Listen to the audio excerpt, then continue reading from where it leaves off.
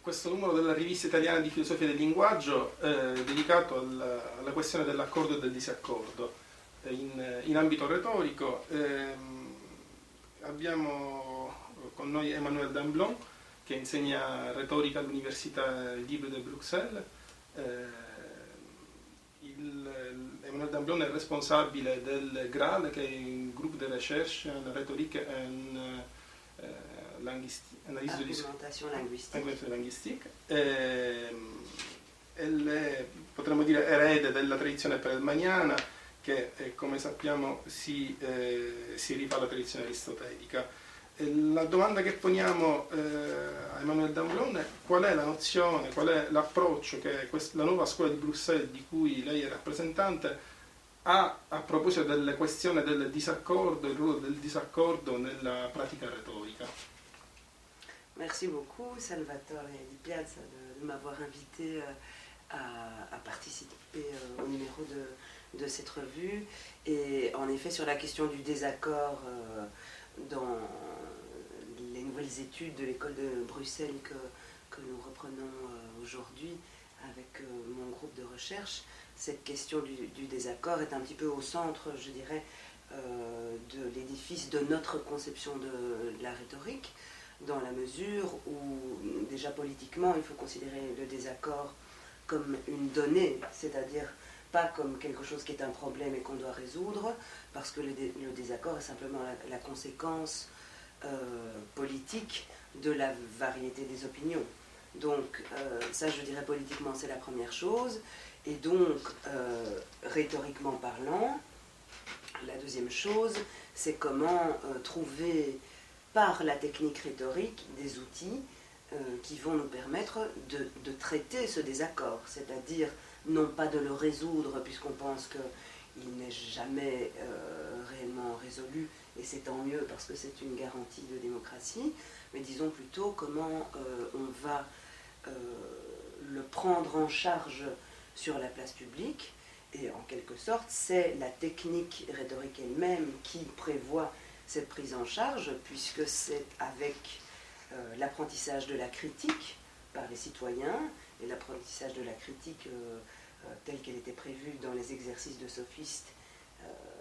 dès le début de la naissance de la rhétorique, que cette prise en charge du désaccord était en quelque sorte exercée. Et donc, je dirais comme première grande réponse, je dirais qu'elle était exercée à la fois dans la possibilité que chacun avait de voir qu'il y a toujours plusieurs points de vue raisonnables sur un problème, et donc ça veut dire qu'en quelque sorte le désaccord est représenté et figuré par l'apprentissage de la technique de la critique en tant que telle. Et l'autre aspect aussi, c'est de prendre conscience du fait que précisément, ça n'est pas parce que nous sommes en désaccord et que nous le constatons que nous sommes en guerre ou dans un état de discorde civile. Donc je dirais que la première grande idée qui au fond nous est héritée des sophistes, et là ça remonte ici à Bruxelles avant Perelman, ça remonte à Eugène Dupréel. La première grande idée, c'est qu'il faut séparer la question politique de la discorde de la question rhétorique du traitement de l'accord e du désaccord. Sì, infatti uno dei problemi che spesso si incontra in letteratura è proprio questo di fare coincidere accordo e disaccordo con concordia e discordia. Tu l'hai detto ora, l'hai scritto anche da qualche altra parte, che effettivamente non c'è una corrispondenza diretta tra accordo e disaccordo, concordia e discordia, ma come dire, in un certo senso, anzi, una concordia vera è possibile soltanto nella possibilità del disaccordo, inteso come critica. Oui, je trouve que c'est une question cruciale, parce qu'au fond, la question de savoir s'il faut situer sur le même plan l'accord et la concorde d'une part, le désaccord et la discorde d'une autre, est une question qui est quasi aussi ancienne que l'apparition du modèle rhétorique lui-même, puisque on peut dire que le premier qui a vraiment proposé cette réduction, cette confusion, c'était Platon, et que bien évidemment c'était d'une certaine façon pour s'opposer politiquement et cognitivement à la proposition des sophistes. Pardon, et que ce que nous proposons aujourd'hui dans le sillage de Perelman, qui a véritablement redécouvert cela à l'issue de la Seconde Guerre mondiale, c'est de dire qu'il y a une garantie dans la rationalité propre à la rhétorique seulement si on continue de séparer ces deux domaines, de considérer que la question de la concorde et la discorde est une question politique et que la question de l'accord et du désaccord est une question rhétorique. Et au fond, cette décision de séparer ou non les deux domaines, je crois que tu peux remarquer qu'elle se décline dans presque tous les grands modèles de l'argumentation et de la rhétorique depuis Platon à aujourd'hui, puisque cette question, cette décision de confondre les deux, ben, on la retrouve aussi dans les grands modèles normatifs de la rhétorique ou de l'argumentation. Je pense bien sûr au modèle d'inspiration anglo-saxonne, mais aussi de l'école d'Amsterdam, chez qui il y a vraiment très clairement cette décision de dire un argumentaire est bon politiquement, est même correct politiquement, comme on le dit aujourd'hui, si il est formulé, construit, formé de telle façon que ses arguments sont valides. Et donc il y a un présupposé très profond qui est de dire qu'il y a un lien entre la validité des arguments et la bonne position politique. Et donc on retrouve au fond cette réduction du rhétorico-politique, on la trouve, je dirais aussi dans une certaine mesure dans le modèle habermasien de l'argumentation, qui est beaucoup moins directement argumentatif, mais qui prétend tout de même travailler à partir de règles argumentatives pour résoudre les problèmes politiques. Et donc, au fond, je dirais en quelque sorte, les modèles comme celui qu'on développe aujourd'hui, qui est d'inspiration perelmanienne, comme tu l'as dit, et qui vraiment disent il faut séparer le rhétorique du politique pour pouvoir mieux asseoir une conception de la raison pratique, sont les modèles les moins courants aujourd'hui, je dirais. Sì, tu hai fatto riferimento appunto alla visione normativista della scuola olandese, in generale le scuole anglosassoni. Non so se sei d'accordo, ma il problema di queste correnti di pensiero normativiste è proprio che vogliono essere normativiste, nel senso che cercano un approccio regolativo su questioni in cui probabilmente l'approccio descrittivo, in cui ci dice non come le cose devono essere, ma come effettivamente sono, forse è quello in un certo senso più adeguato, non so se sei d'accordo, perché nell'approccio normativo alla fine ci dice come dovrebbe andare un buon ragionamento, però non tiene conto di quegli aspetti che poi caratterizzano l'uomo nella sua pienezza. Tu insisti molto nei tuoi lavori proprio sul nuovo umanesimo che si può riscoprire attraverso la retorica. Tout à fait. Je crois que c'est vraiment un point très important et en effet auquel je tiens beaucoup personnellement. C'est qu'il y a une sorte d'immense paradoxe, c'est que, au fond, ma conception de la raison rhétorique ne se contente pas d'être uniquement descriptive. C'est-à-dire, je ne pense pas non plus qu'on puisse se contenter de dire voyons les usages et au fond, on n'a absolument rien à dire, nous, rhétoriciens, sur les liens entre la rhétorique et la politique. Ça, c'est absolument certain. Donc de ce point de vue-là, on partage une préoccupation éthique avec les courants normatifs, contrairement peut-être à certains courants ultra-descriptivistes de linguistes spécialistes de l'argumentation qui vont dire nous, l'éthique, c'est pas du tout notre sujet, mais comme tu le dis bien, il y a un beau paradoxe, je trouve, c'est que là où les courants normatifs vont dire il faut vérifier la validité des raisonnements pour en quelque sorte protéger le citoyen contre les tentatives de manipulation ou contre les risques qu'il aurait, lui, d'être soumis à de la propagande manipulée à mauvais escient. Nous allons dire au contraire. Au contraire, il faut se replonger de plein pied dans la culture humaniste, comme tu le disais, et vraiment je pense que le mot est très très important. La culture humaniste, qui à mon avis était celle des sophistes,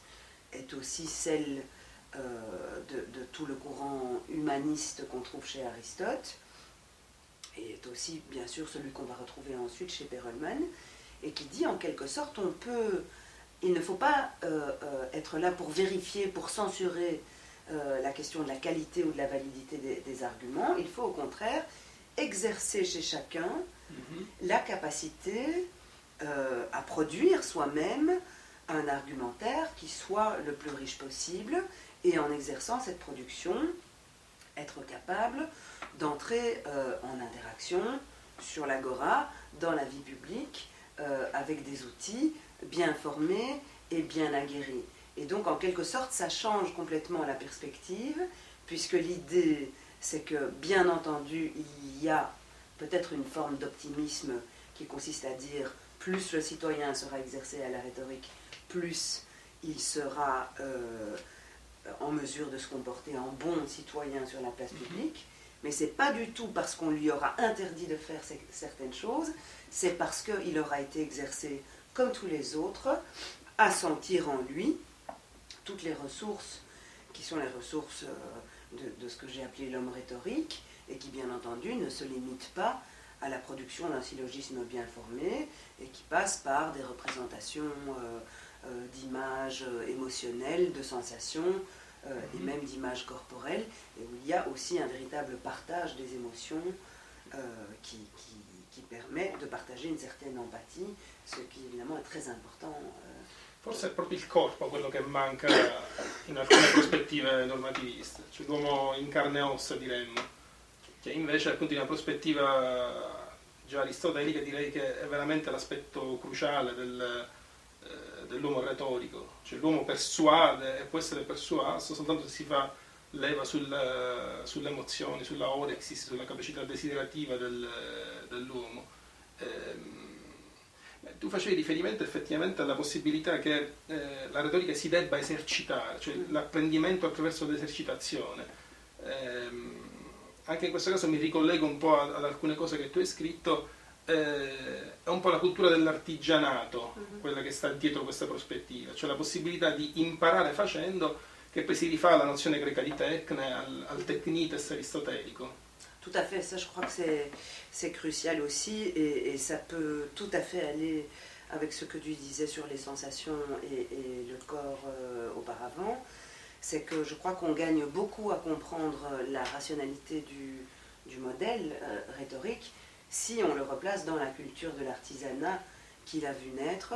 et que l'on comprend bien tout ce qui est propre à la raison pratique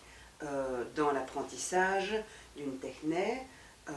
qu'est la rhétorique. Selon Aristote, c'est évident. Nous l'avons très souvent oublié. Nous avons très souvent essayé d'imaginer pour ce modèle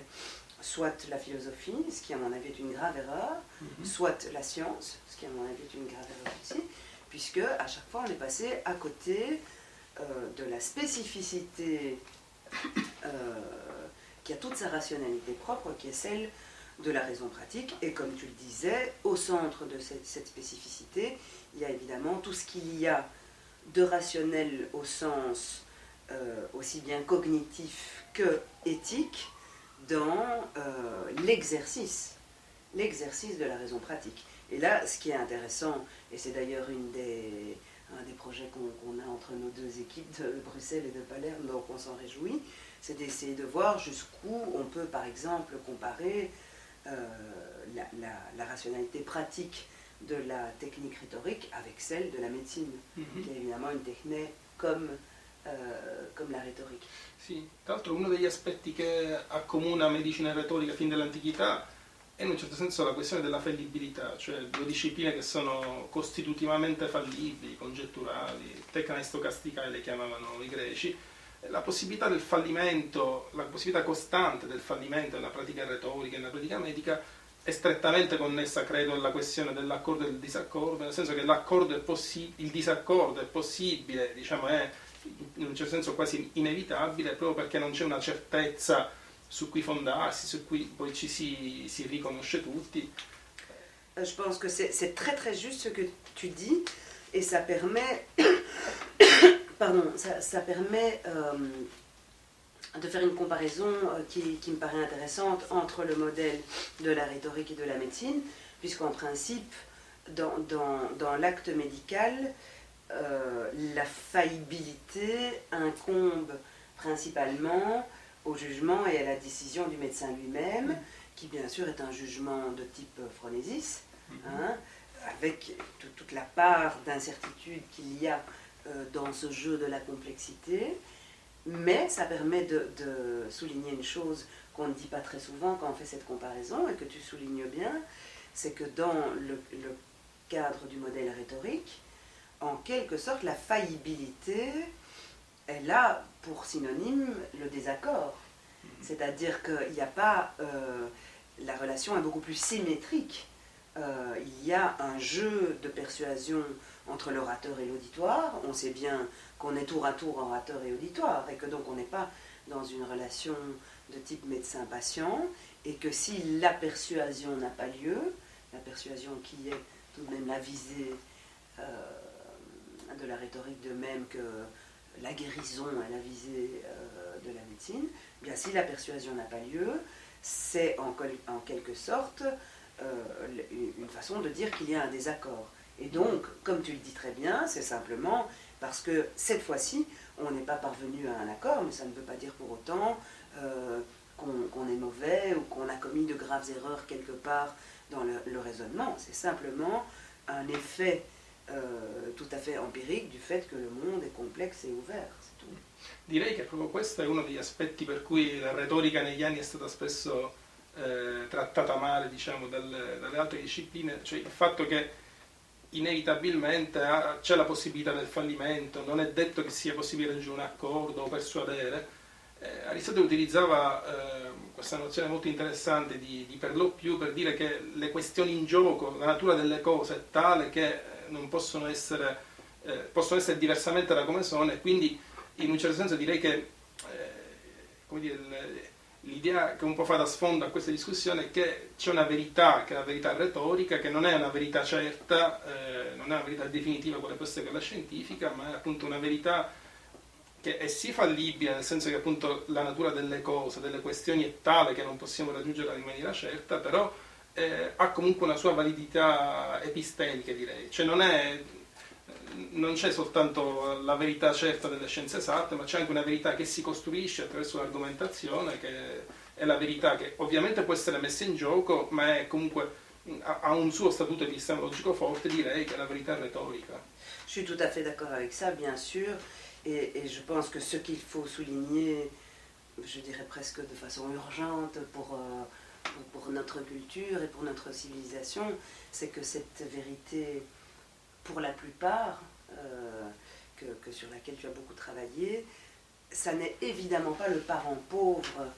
de la vérité scientifique, évidemment pas. Je dirais qu'en quelque sorte, il y a une certaine dignité à ne pas se tromper la plupart du temps dans un monde dont on a la lucidité de voir la complexité et les états de changement permanent. Et donc, bien entendu, ce qu'il y a à la fois de rationnel et de digne, j'aime bien le terme dans l'homme rhétorique, aguerri à la rhétorique, c'est qu'il est lucide sur cet état du monde, qui n'est tout de même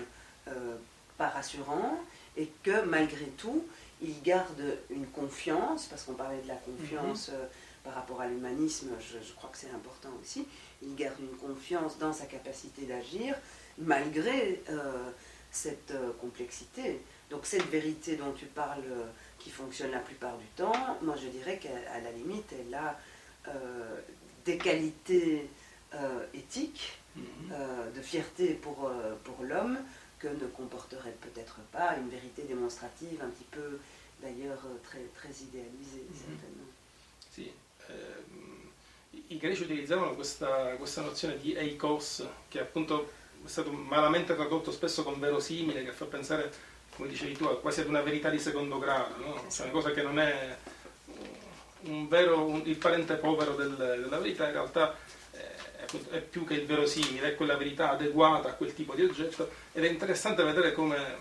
penso che tu sia d'accordo, ad esempio nella prospettiva aristotelica, contrariamente ad una prospettiva invece molto diffusa oggi, sarebbe sbagliato pretendere una verità certa in quel tipo di questioni che sono questioni retoriche e non il contrario. Cioè, adesso si critica il fatto che nelle verità retoriche appunto non c'è certezza. Aristotele diceva che è caratteristico di chi non ha paideia, diciamo, educazione, il pretendere più certezza in quel tipo di questioni in cui invece non c'è. Ti volevo chiedere fare un'altra domanda su un aspetto su cui tu hai lavorato spesso, che è la questione dell'epidittico. In che modo la questione dell'accordo e del disaccordo si lega con la necessità dell'epidittico? Tu hai detto spesso, hai scritto spesso che diciamo che in una buona politica c'è necessità dell'epidittico, in un certo senso. In che senso appunto il discorso epidittico si relaziona alla questione dell'accordo e del disaccordo? Oui, c'est un point très très important aussi, en effet, parce que, encore une fois, à propos du genre épidictique et des discours épidictiques, je voudrais essayer de montrer qu'il est nécessaire d'inverser la perspective sur l'idée qu'on se fait de la rhétorique, puisque traditionnellement on a hérité d'une vision, je dirais plutôt négative du genre épidictique, où soit on assimile tout ça à des discours inutiles, creux, qui ne servent à rien et qui sont inutilement artificiels, soit au contraire à des discours dangereux, qui jouent sur les émotions politiques et qui sont assimilables à de la propagande. Or, je crois au contraire qu'il faut vraiment, là, y compris pour des raisons politiques, prendre bien soin d'inverser la perspective, parce que je pense qu'aucune société ne peut fonctionner si elle n'exerce pas ces fonctions essentielles pour la citoyenneté des discours épidictiques, des fonctions qui sont justement de garantir ou de revivifier la concorde.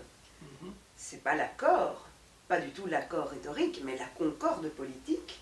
c'est-à-dire le sentiment de citoyenneté, le sentiment que nous formons une communauté d'humains qui vivent ensemble et qui sont, si pas heureux, en tout cas décidés à vivre ensemble. C'est à ça que servent les discours épidictiques. Et donc là, ce que je trouvais extrêmement grave, c'est qu'on a hérité depuis des siècles, surtout en Europe, hein, aux États-Unis beaucoup moins, mais d'une sorte de honte, ou en tout cas de rejet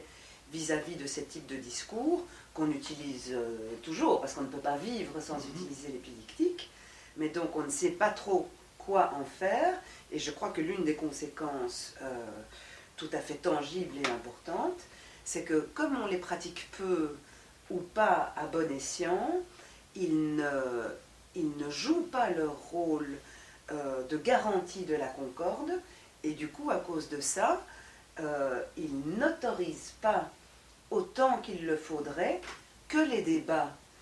qui vont bien entendu faire émerger des accords, puissent avoir lieu de façon relativement sereine. Parce qu'évidemment, si on ne sent pas que la concorde est là, eh bien, dès qu'on va se mettre à discuter, à débattre des sujets délicats, et bon, on a sous les yeux tout ce qu'il faut comme sujet délicat, surtout en ce moment, eh bien, qu'est-ce qu'on observe à l'œil nu? C'est qu'à chaque débat délicat, on est tout de suite dans une situation où on se dit « Ah bien, dans ces conditions, on ne peut pas vivre ensemble ». Donc ça, je crois vraiment que c'est parce que la fonction épidictique est en partie perdue, alors qu'elle est la pierre angulaire de la société. Et on voit bien à quel point c'est par la technique rhétorique qu'une forme d'accord peut être possible, accord qui garantit la possibilité de débattre même de façon extrêmement polémique et de faire ressortir les désaccords. Donc c'est très différent. Sì, non so se sei d'accordo, ma effettivamente c'è negli ultimi anni un rifiorire di interesse per le questioni retoriche, non soltanto appunto nelle scuole anglosassoni, normatista, proprio direi appunto anche in ambiente francofono, e secondo me un po' è legato anche alla questione politica, cioè c'è una ripresa di interesse per le questioni retoriche, per le verità retoriche, un po' quello che accadde nel 58, il celebre anno in cui Turbin e Perelman casualmente pubblicarono, riaprire un po' la questione dell'argomentazione. Anche in quel caso direi che era legato un po' a quello che era successo nella seconda guerra mondiale, il nazismo, l'olocausto eccetera, e quindi c'era un po' la necessità di riprendere queste questioni: come è possibile l'olocausto, cosa fare un po' per limitarlo, per evitarlo un'altra volta. A me pare che un po' la ripresa delle questioni retoriche, del tema dell'argomentazione della retorica negli ultimi anni è un po' legato ad una situazione politica che, diciamo così, dopo l'11 settembre, per così dire, un po' ha rivisto il contrapporsi di punti di vista che in alcuni casi ci appaiono assolutamente inaccettabili, ma che esistono. Per esempio uccidersi e scagliarsi con 2 aerei sulle Torri Gemelle.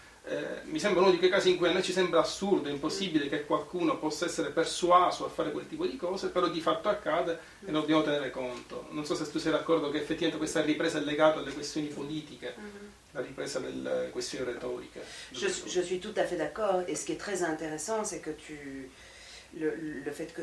tu mettes en parallèle ces deux périodes, c'est-à-dire la période de l'immédiate après-guerre,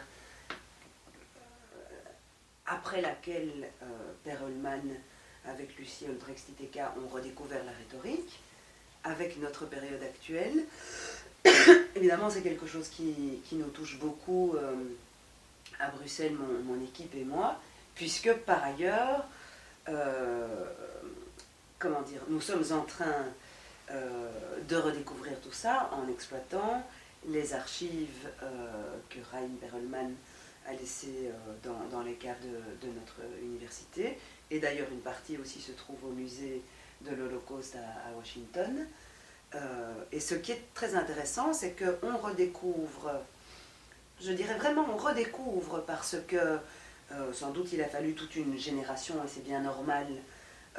pour que sa pensée puisse réémerger d'une façon tout à fait, je dirais, libérée des liens personnels. Nous ne l'avons pas connu, Perelman. Et donc ce qu'on redécouvre, c'est précisément le lien que tu fais entre le constat de situation politique extrêmement délicate, où chaque homme qui a une conscience a envie de se dire qu'est-ce qu'on peut faire face à ça. Si je suis un homme, qu'est-ce que je peux faire moi, de quelle façon je peux aider, et surtout dans la démarche intellectuelle, si c'est ça mon métier, par rapport à la situation qu'on est en train de vivre. Et au fond, c'est la question que Perelman s'est posée. Et ce qui est extraordinaire, c'est que il le dit très clairement avec Lucie Olbrecht-Iteka, il ne s'y attendait pas, mais il est retombé sur la rhétorique en se disant il n'y a pas d'autre modèle dans l'histoire de l'humanité qui soit aussi adapté, aussi efficace à répondre à des situations auxquelles les sociétés humaines sont toujours confrontées, mais de façon régulière. Quand il y a une vraie crise politique, la réponse pratique, ça doit être la rhétorique. Et donc, c'est en même temps réjouissant parce qu'on est en train de redécouvrir ça, donc intellectuellement c'est très stimulant. Ça, c'est un projet dont Loïc Nicolas et Ingrid Mayer sont vraiment les artisans quotidiens. Et en même temps, ça a quelque chose de tragique, parce que parfois on est le nez sur ces documents, on est dans l'université du libre examen, et on se dit, tout cela a été dit il y a maintenant 50 ans, et qui est-ce qui l'a entendu? C'est très curieux. Assolutamente sì. Voilà. Donc peut-être qu'il y a aussi quelque chose d'un petit peu difficile à entendre dans ce message-là, qui pourtant est assez simple, qui est de dire, faisons-nous confiance et nous avons en nous les capacités rationnelles et raisonnables d'agir comme il faut dans la cité. La seule chose, c'est qu'il faut le faire et que personne ne va le faire à notre place. Sì. Possiamo concludere questa chiacchierata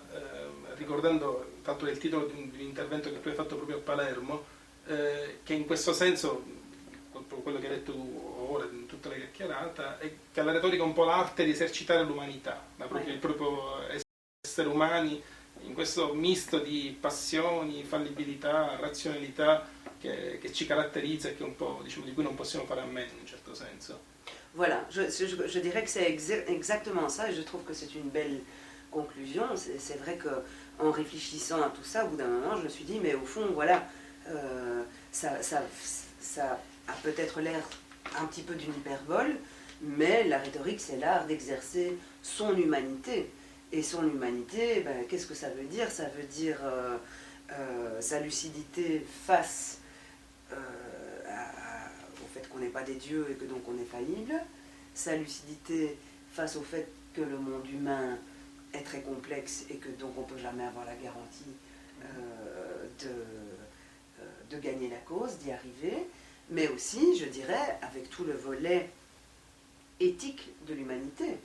avec le fait qu'on a un corps, des émotions, des sensations comme les autres, et que grâce à ça on peut entrer en empathie avec eux, ce que prend en charge la rhétorique aussi par des techniques de figuration,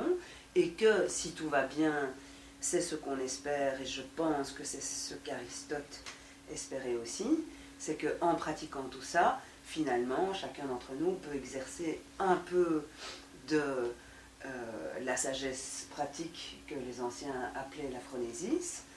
Alors, sous forme de boutade, j'ai envie de dire pour terminer, est-ce que c'est pas trop optimiste? Au fond, je n'en sais rien. Moi, j'ai envie de faire ce pari-là. Et je dirais surtout que je ne suis pas tellement sûre qu'on ait une autre proposition dans laquelle moi, je puisse faire confiance, en tout cas. Grazie mille. Merci à toi.